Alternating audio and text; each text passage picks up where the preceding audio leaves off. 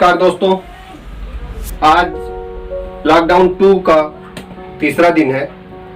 हमारे प्रधानमंत्री श्री नरेंद्र जी मोदी ने इस अवधि को 3 मई तक के लिए बढ़ा दिया है। मैं उनके इस फैसले का समर्थन करता हूं। कुछ लोगों को ये उम्मीद थी कि शायद ये लॉकडाउन खत्म कर दिया जाए, मगर मैं पूछना चाहता हूं किस बेस पे? क्या सोचा था आपने 21 दिन हो गए कोरोना भाग गया? मगर ऐसा नहीं है। आज दिनांक 17 अप्रैल को भारत की संक्रमित लोगों की संख्या 13,400 के आसपास हो चुकी है। ये जो आज आपको ये संख्या दिख रही है, इसकी वजह कुछ नासमझ लोग हैं जिन्होंने इस बीच इस तरह की हरकतें की कि आज हमें ये दिन देखना पड़ रहा है। मगर कोई बात नहीं, आज भी अगर हम उनके कहे हुए बातों का पालन करें, लॉकडाउन का सही तरह से अनुसरण करें, अपने घरों में रहें, तो भी हम इस कोरोना से छुटकारा पा सकते हैं। हमारे प्रधानमंत्री जी ने कहा था जान भी जहान भी। तो उनका कहने का ये तात्पर्य है कि हमें अपने जान को भी बचाना है और इस दुनिया को भी इस बीमारी से निजात दिलाना है। हमें एक मिसाल पेश करना है। तो आप लोगों से बस यही एक उम्मीद है कि आप उनके बताए हुए जो नियम उन्होंने बताए हैं, जो उन्होंने लॉकडाउन का पालन करने के लिए रास्ते दिखाए हैं, उनका अनुसरण करें। अभी तक जो भी लोग उनके कहे हुए बातों का अनुसरण कर रहे थे, अनुशासन में थे, उम्मीद है आगे भी 3 मई तक अनुशासित रहेंगे। और लोगों को जागरूक करिए, अपने आसपास के अड़ोस पड़ोस के लोगों को जागरूक करिए, ताकि वो इस महामारी से, इस संक्रमण से अपने गली मोहल्ले प्रदेश बचाया जा सके। हमारे प्राइम मिनिस्टर जी ने 14 अप्रैल के अपने देश को संबोधित करते हुए जो भाषण दिया, उसमें उन्होंने देश के नागरिकों से 7 वचन मांगे हैं। मैं आपको एक बार रिपीट करना चाहूंगा। उनका पहला वचन था, घर के बुजुर्गों का विशेष ध्यान रखें। अगर वो किसी पुराने बीमारी से ग्रसित है तो उनका अच्छा ख्याल रखें, देख रेख करें। लॉकडाउन और फिजिकल डिस्टेंसिंग का भी आप अनुसरण करें। और बाहर निकलते वक्त किसी भी तरह की इमरजेंसी है, आपको बाहर जाना है, तो आप फेस मास्क का उपयोग करें। घर के बने हुए मास्क पहन सकते हैं, अंगोछा यूज कर सकते हैं, जो आप चाहे वो, जो आपके सुविधा के हिसाब से आप उसका अनुसरण करें। तीसरी चीज, अपनी इम्यूनिटी सिस्टम को बढ़ाने के लिए आयुष मंत्रालय द्वारा दिए गए निर्देशों का पालन करें। गर्म पानी पिएं, काढ़ा दिन में 1-2 बार आप उसका भी यूज करें। चौथी चीज है, कोरोना के प्रसार को रोकने के लिए आरोग्य सेतु ऐप को अपने मोबाइल पे डाउनलोड करें। इस वीडियो के डिस्क्रिप्शन में मैं आपको आरोग्य सेतु ऐप के डाउनलोड करने का लिंक प्रोवाइड करा दूंगा, आप वहां से भी इसे डाउनलोड कर सकते हैं। 5वीं चीज है, जितना संभव हो गरीब परिवारों की देखरेख करें, उनके भोजन व्यवस्था जो आपसे संभव हो सके उन्हें मुहैया कराएं। 6वीं चीज, आप अपने व्यवसाय कारोबार में जो भी लोग आपसे जुड़े हुए हैं उनको अपने साथ जोड़कर उनके प्रति संवेदना रखें, उन्हें नौकरी से ना निकालें। 7वीं चीज, देश के कोरोना योद्धाओं का, जैसे हमारे सफाई कर्मचारी, डॉक्टर, नर्स, पुलिस विभाग के लोग, इनका सम्मान करें। ये 7 वचन हमारे प्रधानमंत्री जी ने 14 अप्रैल की अपने भाषण में देश को संबोधित करते हुए सुबह 10 बजे उन्होंने कही थी। और उसके 24 घंटे के बाद ही हमारे उत्तर प्रदेश के मुरादाबाद शहर में स्वास्थ्य कर्मियों और पुलिस के लोगों के ऊपर ईंट पत्थर से पथराव किया जाता है। क्यों? उन्होंने आपका क्या बिगाड़ा था? वो तो आपकी जान बचाने के लिए आपके गली मोहल्ले घरों में जा जाकर स्वास्थ्य कर्मी आपका परीक्षण कर रहे हैं, ताकि आपके गली में कोई कोरोना से पीड़ित व्यक्ति ना हो, आपके घर में कोई संक्रमण से ग्रसित ना हो। आपकी सुरक्षा के लिए आए और आपने क्या किया? आप उनके दुश्मन बन गए। ईंट पत्थरों से उनके ऊपर वार करते हैं। मैं पूछना चाहता हूं कि आप बताना क्या चाहते हैं देश को? आप क्या दिखाना चाहते हैं? आप दुनिया में क्या संदेश देना चाहते हैं? इस तरह की हरकतें बंद कर दीजिए, इससे कुछ होने वाला नहीं है। आप स्वास्थ्य कर्मियों का सहयोग करें, उन्हें उनका काम करने दें, प्रशासन को उनका काम करने दें, ताकि जल्द से जल्द आप इस लॉकडाउन से आजादी पा सकें, इस कोरोना से मुक्ति पा सकें। मैंने कोरोना पे एक हफ्ते पहले अपना एक वीडियो डाला था।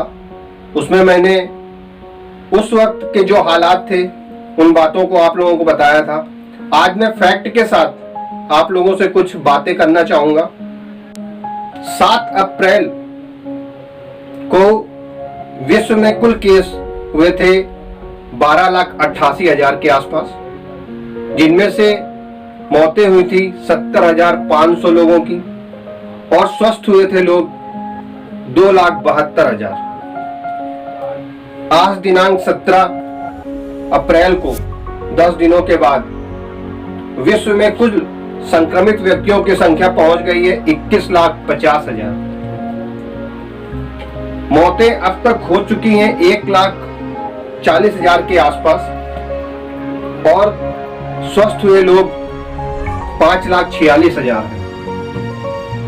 आप देख सकते हैं कि पिछले 10 दिनों में इस वायरस ने अपना कितना विस्तार किया है। जबकि भारत में 7 अप्रैल को कोरोना के केस थे सिर्फ 4,690, जिनमें से मौतें हुई थी केवल 145 लोगों की और स्वस्थ हो गए थे 344 लोग। आज 10 दिनों के बाद 17 अप्रैल को 13,400 लोग संक्रमित हो चुके हैं। मौतों का आंकड़ा अभी ज्यादा विस्तृत नहीं हुआ, लेकिन फिर भी 453 हैं और स्वस्थ हुए हैं लोग 1,594 के आसपास। पिछले 10 दिनों में इस संक्रमण ने लगभग 8,500 लोगों को अपने चपेट में ले लिया। वजह ना समझी, वजह हम समझना ही नहीं चाहते हैं, हम इस देश के बारे में सोचना ही नहीं चाहते हैं। हमने एक कसम खा ली है कि हमारे प्राइम मिनिस्टर जी जो कहेंगे वो तो हमें सुनना ही नहीं है। एक धर्म विशेष के लोग, उन्होंने तो एक हट सी कर ली है कि नहीं, हम तो बिल्कुल ही नहीं मानेंगे। लेकिन उन्हें एक बताना चाहूंगा कि आप जिस चीज को फॉलो करते हो उससे आप बच नहीं पाओगे। मुस्लिम कंट्रीज की बात करें, पाकिस्तान में भी बदतर हालत है, इराक की भी बदतर हालत है, बांग्लादेश की भी पोजीशन अच्छी नहीं है। ये सारी मुस्लिम कंट्रीज ही हैं। तो आप क्या दिखाना चाहते हो? भारत में भी वही हो? अगर आप अपने घर के, अपने परिवार के लोगों से प्यार करते हैं तो प्लीज आप लोग लॉकडाउन का पालन करें, अपने घर में रहें। अगर कोई आपके परिवार में संक्रमित है तो उसकी जानकारी आप विभाग को दें ताकि उन्हें स्वस्थ किया जा सके। अब तक बहुत सारे लोग स्वस्थ हो चुके हैं। विश्व का आंकड़ा आपको बताया जा चुका है कि 5 लाख से ज्यादा लोग स्वस्थ हो चुके हैं। लेकिन जब समय पे इसकी जानकारी विभाग को हो जाए तो आप लोगों से अनुरोध है कि आप लोग अपने मोबाइल पे आरोग्य सेतु ऐप डाउनलोड करें और उसमें जो भी डिटेल मांगे गए हैं उनको सही ढंग से भरें। ये ऐप आपको अलर्ट करेगा, आपको सुझाव देगा कि आपको किस तरह से इस बीमारी से लड़ना है। तो मैं आप लोगों से अनुरोध करना चाहूंगा कि आप कृपया इस संक्रमण को ना बढ़ने दें। अपने घर परिवार के लोगों से अगर आप प्यार करते हैं तो उन्हें संक्रमित ना करें। अभी हाल ही में कुछ अफवाहों की वजह से हमारे बंबई में, बांद्रा में काफी सारे लोग इकट्ठा हो गए थे, मजदूर भाई, अपने घर जाने के लिए। किसने बहकाया, किसने क्या कहा, इन सभी बातों को छोड़िए। आप ये देखिए, जहां पर 2-2.5 हजार लोगों का एक समूह इकट्ठा हो गया, वहां हम किस तरह से सुरक्षित रह सकते हैं जब आपको पता है कि यह संक्रमण एक दूसरे में इतनी तेजी से फैल रहा है। ईश्वर न करे कि उस भीड़ में अगर 20-30 लोग भी संक्रमित आ गए होंगे तो ना जाने उन्होंने कितने लोगों को संक्रमित कर दिया होगा।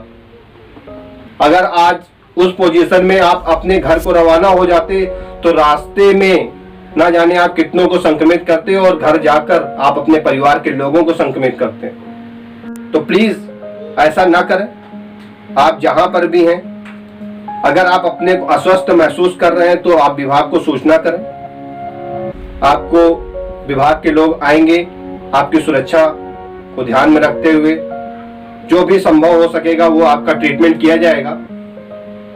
लेकिन इस तरह से अफवाहों में ना आए, अपनों को और अपने देश के लोगों को संक्रमित ना होने दें। आप अपने घर पे ही रहें, जो भी हो, जैसा भी हो, जैसे भी हो, मगर आपको घर से बाहर नहीं निकलना। आप घर पे रहें। सरकार कोशिश कर रही है आपको हर तरह की सुविधा आपके घर पे मुहैया कराने की। स्वास्थ्य विभाग की टीम अगर आपको जांच के लिए आती है आपके पास तो उनका सहयोग करें। पुलिस को अपना काम करने दें, सफाई कर्मियों को अपना काम करने दें, उनका सम्मान करें। वो इस समय जो भी कर रहे हैं वो सब आपके हितों के लिए कर रहे हैं। हमें उनका सम्मान करना है, उनका सहयोग करना है और जितना हमसे हो सके मदद वो हमें करनी है। लेकिन बाहर निकल के नहीं, घर बैठे। जब हम सभी मिलके इस संक्रमण के लिए एकजुट होकर संघर्ष करेंगे तभी हमारा भारत इस संक्रमण से निजात पा पाएगा। मैं एक बात लास्ट में कहना चाहूंगा, हारेगा कोरोना तभी तो जीतेगा इंडिया। सो जय हिंद, जय भारत।